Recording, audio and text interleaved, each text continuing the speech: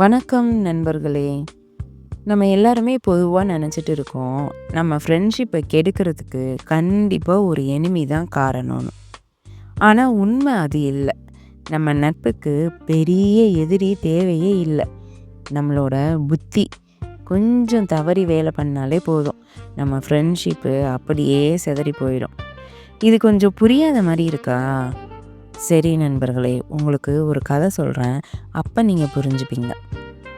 மதுரா அப்படின்ற ஒரு ஊரில் ஒரு வியாபாரி இருந்தார். அவருக்கு பணம் சம்பாதிக்கணும், வாழ்க்கையில் பெரிய ஆளாகணும் அப்படின்னு ரொம்ப ஆசை. அதனால் வெளியூருக்கு போக பிளான் பண்ணார். அந்த பயணத்துக்கு 2 மாடுகளை கூட்டிகிட்டு போனார். ஒன்று நந்தகன், இன்னொன்று சஞ்சீவன்.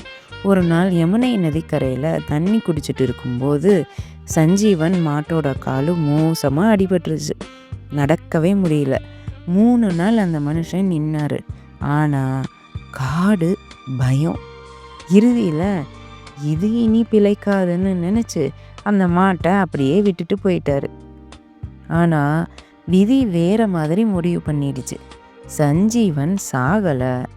புல் சாப்பிட்டது, தண்ணி குடிச்சது, மெதுவாக ஸ்ட்ராங் ஆயிடுச்சு. தனியாக இருந்த சக்தி காட்டு சக்தியாக மாறிடுச்சு. ஒரு நாள் ரொம்ப பெருசாக சத்தம் போட ஆரம்பிச்சது. அந்த சத்தம் காட்டு ராஜாவான பிங்களன்னு ஒரு சிங்கத்துக்கு கேட்டுச்சு. சிங்கம்தான், ஆனால் இப்படி ஒரு சத்தம் அவன் கேள்விப்பட்டதே இல்லை. தெரியாதது வந்த யாருக்குமே பயம்தானேங்க. சிங்கம் யமுனை நதிக்கரைக்கு தண்ணி குடிக்க வந்தது. ஆனால் தண்ணி குடுக்காமலேயே திரும்ப போயிடுச்சு. வெளியில தைரியம், உள்ள கொஞ்சம் நடுக்கம்.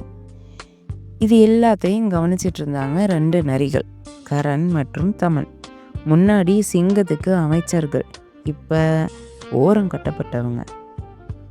தமன் சொன்னுச்சு, சிங்கம் பயந்துருக்கு, இதுதான் சான்ஸ், இதை யூஸ் பண்ணி திரும்பவும் அமைச்சராகணும். கரண் உடனே சொன்னது, நமக்கு சாப்பாடு கிடைக்குது, உயிர் போகாமல் இருக்கு, எதுக்கு தேவையில்லாமல் அரசன் விஷயத்தில் மூக்க நுழைக்கணும் அப்படின்னு. அதுக்கு ஒரு கதையை கூட சொன்னுச்சு.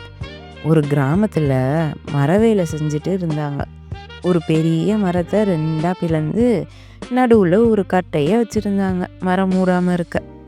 வேலைக்காரங்க சாப்பிட போயிட்டாங்க. அப்போ ஒரு குரங்கு வந்துச்சு. அதுக்கு ஆர்வம் தாங்கலை, நடுவில் என்ன இருக்குதுன்னு. அந்த கட்டையை இழுத்துச்சு. மரம் மூடிக்கிச்சு. குரங்கு அங்கேயே நசுங்கி செத்துடுச்சு.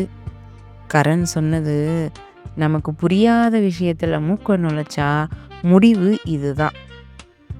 தமன் சிரிச்சுது, இந்த கதையெல்லாம் பயந்தவங்க கிட்ட போய் சொல்லு. அரசனோட பயத்தை புரிஞ்சவன் அரசனையே ஆட்டி படைப்பான் அப்படின்னு அவன் தெளிவாக முடிவு பண்ணிட்டான். சிங்கத்தோட பயத்தை கண்டுபிடிக்கணும், அந்த பயத்தை நீக்கணும், அந்த இடத்துல நான் நிற்கணும். ஆமாங்க, இந்த கதையில் காளைக்கு தெரியல அவன் குரல் பயம் கொடுத்ததுன்னு, சிங்கத்துக்கு தெரியலை அவன் தவறாக புரிஞ்சுக்கிட்டான்னு. ஆனால் நரிக்கு 2மே தெரியும். அந்த புத்தி தான் இனிமே உருவாக போகும் ஒரு பெரிய நட்பை சிதைக்க போகுது. அது எப்படி, யாரோட நட்பு, அதெல்லாம் அடுத்த தொடரில் பார்ப்போம். அதுக்கு நீங்கள் பெட்டர் யூ தமிழ் அப்படின்ற இந்த சேனலை சப்ஸ்கிரைப் பண்ணிக்கோங்க. கொஞ்சம் கேளுங்க, கேட்டுகிட்டே இருங்க.